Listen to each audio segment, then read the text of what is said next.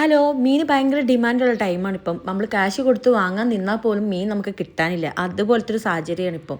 അപ്പം നമുക്ക് ഏറ്റവും നല്ല സിമ്പിളായിട്ടും പിന്നെ അതുപോലെ തന്നെ 2 ദിവസം വെച്ച് കഴിക്കാൻ പറ്റിയതുമായിട്ടുള്ള അടിപൊളി റെസിപ്പിയാണ് മീൻ വറ്റിച്ചതെന്ന് പറയുന്നത്. പണ്ടത്തെ കാലത്തൊക്കെ നമ്മളെ ഗ്രാൻഡ്മമാരൊക്കെ ചെയ്തുകൊണ്ടിരുന്നതാണ് ഈ ഒരു മെത്തേഡ്.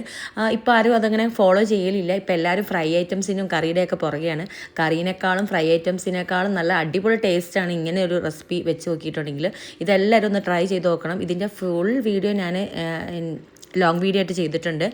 ഇത് അത്രയ്ക്ക് സിമ്പിളാണ്. നമ്മൾ മത്തിയാണെങ്കിലും അയലയാണെങ്കിലും ചെറിയ ബെത്തൽ നെത്തോലി പോലത്തുള്ള മീനൊക്കെ നമുക്ക് ഇതുപോലെ കറി വെച്ചിട്ടുണ്ടെങ്കിൽ വറ്റിച്ച് വെക്കാമെന്നാണ് ഇതിന് പറയുക.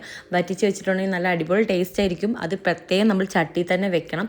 2 ദിവസം ഇരുന്നാലൊന്നും ഇത് വേഗം കേട് വന്നൊന്നും പോകില്ല. 2-3 ദിവസമൊക്കെ എന്ത് മീൻ തീരെ ഇല്ലാതെ ചോറ് കഴിക്കാത്ത ആൾക്കാരുണ്ടല്ലോ, അവർക്കൊക്കെ പറ്റിയൊരു റെസിപ്പിയാണ്. എല്ലാവരും മസ്റ്റായിട്ട് ട്രൈ ചെയ്ത് നോക്കണം. ഞാനിപ്പോൾ ഇത് ചെയ്ത് നോക്കിയിട്ട് 2-3 ദിവസവും ഞാൻ ഇത് തന്നെയാണ് കറി വെച്ചത്, കറിയാക്കി മാറ്റിയത്. പിന്നെ വേറെ ഒന്നും നമുക്ക് അതിൻ്റെ കൂടെ വേണമെന്നില്ല. പിന്നെ എന്തെങ്കിലും ചെറിയൊരു ഉപ്പേരിയും കൂടെ കൂട്ടിയാൽ അടിപൊളി. അപ്പം അത്ര